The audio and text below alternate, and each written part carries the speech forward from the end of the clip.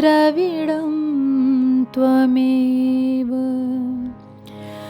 त्वमेव सर्वं मम देव देवा। श्री गर्ग संहिता के मथुरा खंड का 25वां अध्याय। मथुरापुरी का महात्म्य एवं मथुरा खंड का उपसंहार। बहुलाश्व ने पूछा, मुने, जहाँ बलराम जी अकस्मात पहुँच गए वहाँ ऐसा उत्तम तीर्थ सुना गया। अहो, मथुरापुरी धन्य है जहाँ वे नित्य निवास करते हैं। मथुरा का देवता कौन है? क्षता द्वारपाल कौन है? उसकी रक्षा कौन करता है? चार कौन है? मंत्री प्रवर कौन है? और किन किन लोगों के द्वारा वहाँ की भूमि का सेवन किया गया है? श्री नारद जी कहते हैं, राजन, साक्षात परिपूर्णतम भगवान श्री हरि स्वयं ही मथुरा के स्वामी या देवता हैं। भगवान केशव देव वहाँ के क्लेश नाशक हैं। साक्षात भगवान ने कपिल नामक ब्राह्मण को अपनी वाराह मूर्ति प्रदान की थी। कपिल ने प्रसन्न होकर वे मूर्ति देवराज इंद्र को दे दी। फिर समस्त लोगों को रुलाने वाला राक्षस राज रावण देवताओं को जीतकर उस मूर्ति का स्तवन करके उसे पुष्पक विमान पर रखकर लंका में ले आया और उसकी पूजा करने लगा।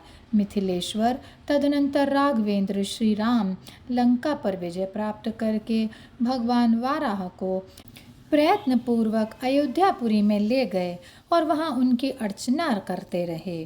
तत्पश्चात शत्रुघ्न श्री राम की स्तुति करके उनकी आज्ञा से उस वाराह विग्रह को प्रयत्नपूर्वक महापुरी मथुरा में ले आए और वहां वाराह भगवान की स्थापना करके उनको प्रणाम किया। फिर समस्त मथुरावासियों ने उन वरदायक भगवान की सेवा पूजा प्रारंभ की। वे ही ये साक्षात कपिल वाराह मथुरापुरी में श्रेष्ठ मंत्री माने गए हैं। भूतेश्वर नाम से प्रसिद्ध भगवान शिव मथुरा के द्वारपाल या क्षेत्रपाल हैं। वे पापियों को दंड देकर भक्ति के लिए उन्हें मंत्रोपदेश करते हैं। महाविद्या स्वरूपा दुर्गम कष्ट दूर करने वाली चंडिका देवी दुर्गा सिंह पर आरूढ़ हो सदा मथुरापुरी की रक्षा करती हैं। मैं नारद ही मथुरा का चार गुप्तचर हूँ और इधर उधर लोगों पर दृष्टि रखकर सबकी बात महात्मा श्री कृष्ण को बताता हूँ।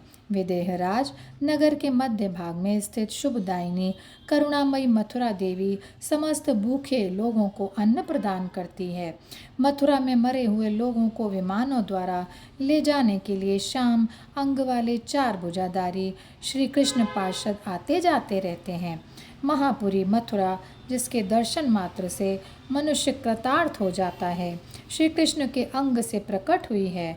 पूर्व काल में ब्रह्मा जी ने मथुरा में आकर निराहार रहते हुए 100 दिव्य वर्षों तक तपस्या की।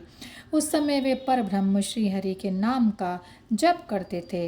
इससे उन्हें स्वयंभू मनु जैसे प्रवीण पुत्र की प्राप्ति हुई। नपराज, सतीपति देववर भूतेश मधुवन में 100 दिव्य वर्ष तक तप करके श्री कृष्ण की कृपा से तत्काल मथुरापुरी और माथुर मंडल के क्षेत्रपाल हो गए। श्री कृष्ण के कृपा प्रसाद से ही मैं मथुरा मंडल का चार बना हूँ और सदा भ्रमण करता रहता हूँ। इसी प्रकार दुर्गा मथुरा में जाती हैं और निश्चय ही श्री कृष्ण की सेवा करती हैं। इंद्र ने मथुरा में तप करके इंद्रपद, सूर्य ने तप करके वैवस्वत मनु जैसा पुत्र, कुबेर ने अक्षय निधि, वरुण ने पाश और ध्रुव ने मधुवन में तप करके सम्यक ध्रुव पद प्राप्त किया था। यहीं तपस्या करके अम्बरीश ने मोक्ष पाया। राम ने अक्षय शक्ति एवं लवणासुर से विजय प्राप्त की।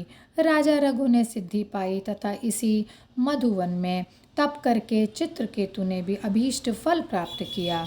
यहीं के सुंदर मधुवन में तप करके अत्यंत बलिष्ठ हुए महासुर मधु ने माधव मास में मधुसूदन माधव के युद्ध भूमि में जाकर युद्ध किया।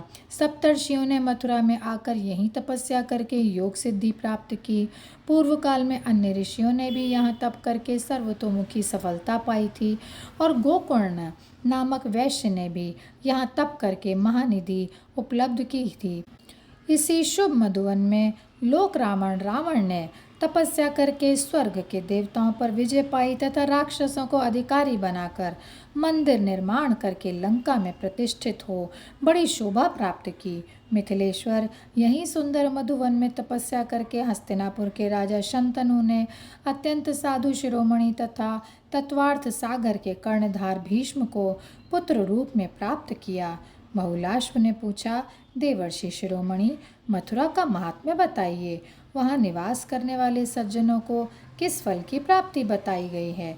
श्री नारद जी ने कहा, राजन, आदि युग में भगवान वाराह ने महासागर के जल में जहाँ ऊंची बड़ी नीची लहरें उठ रही थीं, डूबी हुई पृथ्वी को जैसे हाथी सूंड से कमल को उठा ले, उसी प्रकार स्वयं अपनी दाढ़ से उठाकर जब जल के ऊपर स्थापित किया, तब मथुरा के महात्म्य का इस प्रकार वर्णन किया। यदि मनुष्य मथुरा का नाम ले ले तो उसे भगवान नोमाचारण का फल मिलता है। यदि वे मथुरा का नाम सुन ले तो श्री कृष्ण के कथा श्रवण का फल पाता है। मथुरा का स्पर्श प्राप्त करके मनुष्य साधु संतों के स्पर्श का फल पाता है। मथुरा में रहकर किसी भी गंध को ग्रहण करने वाला मानव भगवत चरणों पर चढ़ी हुई तुलसी के पत्र की सुगंध लेने का फल प्राप्त करता है। मथुरा का दर्शन करने वाला मानव श्रीहरि के दर्शन का फल पाता है। स्वतः किया हुआ आहार भी यहाँ भगवान लक्ष्मीपति के नैवेद्य प्रसाद भक्षण का फल देता है। दोनों बाहों से वहाँ कोई भी कार्य करके श्रीहरि की सेवा करने का फल पाता है और वहाँ घूमने फिरने वाला भी पग पग पर तीर्थ यात्रा के फल का भागी होता है। राजन, सुनो, जो राजाधिराजों का हनन करने वाला अपने सगोत्र का घातक तथा तीनों लोकों को नष्ट करने के लिए प्रयत्नशील होता है, ऐसा महापापी भी मथुरा में निवास करने से करोड़ों जन्मों तक योगीश्वरों की गति को प्राप्त होता है। उन पैरों को धिक्कार है जो कभी मधुवन में नहीं गए, उन नेत्रों को धिक्कार है जो कभी मथुरा का दर्शन नहीं करने गए। मिथिलेश्वर, उन कानों को धिक्कार है जो मथुरा का नाम नहीं सुन पाते, उस वाणी को भी धिक्कार है जो कभी थोड़ा सा भी मथुरा का नाम नहीं ले सकी। विदेहराज, मथुरा में 14 करोड़ वन हैं जहाँ तीर्थों का निवास है। इन तीर्थों में से प्रत्येक मोक्षदायक है। मैं मथुरा का नामोच्चारण करता हूँ और साक्षात मथुरा को प्रणाम करता हूँ, जिसमें असंख्य ब्रह्मांडों के अधिपति परिपूर्णतम देवता गोलोकनाथ साक्षात श्री कृष्णचंद्र ने स्वयं अवतार लिया, उस मथुरापुरी को नमस्कार है। दूसरी पुरियों में क्या रखा है? जिस मथुरा का नाम तत्काल पापों का नाश कर देता है, जिसके नाम उच्चारण करने वाले को सब प्रकार की मुक्तियाँ सुलभ हैं तथा जिसकी गली गली में मुक्ति मिलती है, उस मथुरा को इन्हीं विशेषताओं के कारण विद्वान पुरुष श्रेष्ठतम मानते हैं। यद्यपि संसार में काशी आदि पुरियाँ भी मोक्षदायिनी हैं, तथापि उन सब में मथुरा ही धन्य है, जो जन्म, मौंजी व्रत मृत्यु और दाह संस्कारों द्वारा मनुष्यों को 4 प्रकार की मुक्ति प्रदान करती है, जो सब पुरियों की ईश्वरी, व्रजेश्वरी, तीर्थेश्वरी, यज्ञ तथा तप की निधीश्वरी, मोक्षदायिनी तथा परम धर्म सुर धुरंधरा है। मधुवन में उस श्री कृष्णपुरी मथुरा को मैं नमस्कार करता हूँ। वैदेह राजेंद्र, जो लोग एकमात्र भगवान श्री कृष्ण में चित्त लगाकर संयम और नियम पूर्वक जहाँ कहीं भी रहते हुए मधुपुरी के इस महात्म्य को सुनते हैं, वे मथुरा की परिक्रमा के फल को प्राप्त करते हैं, इसमें संशय नहीं है। विदेहराज, जो लोग इस मथुरा खंड को सब ओर सुनते, गाते, पढ़ते हैं और उनको यही सब प्रकार की समृद्धि और सिद्धियां सदा स्वभाव से ही प्राप्त होती रहती हैं, जो बहुत वैभव की इच्छा रखने वाले लोग नियम पूर्वक रहकर इस मथुरा खंड का 21 बार श्रवण करते हैं, उनके घर और द्वार को हाथी के कर्ण तालों से प्रताड़ित भ्रमरावली अलंकृत करती है। इसको पढ़ने और सुनने वाला ब्राह्मण विद्वान होता है, राजकुमार युद्ध में विजयी होता है, वैश्य निधियों का स्वामी होता है तथा शूद्र भी शुद्ध निर्मल हो जाता है। स्त्रियां हो या पुरुष, इसे निकट से सुनने वालों के अत्यंत दुर्लभ मनोरथ भी पूर्ण हो जाते हैं। जो बिना किसी कामना के भगवान में मन लगाकर इस भूतल पर भक्ति भाव से इस मथुरा महात्म्य अथवा मथुरा खंड को सुनता है, वह विघ्नों पर विजय पाकर स्वर्ग लोक के अधिपतियों को लांघकर सीधे गोलोक धाम में चला जाता है और यहीं पर ये मथुरा खंड समाप्त होता है। जय श्री कृष्णा, जय श्री कृष्णा, जय श्री कृष्णा।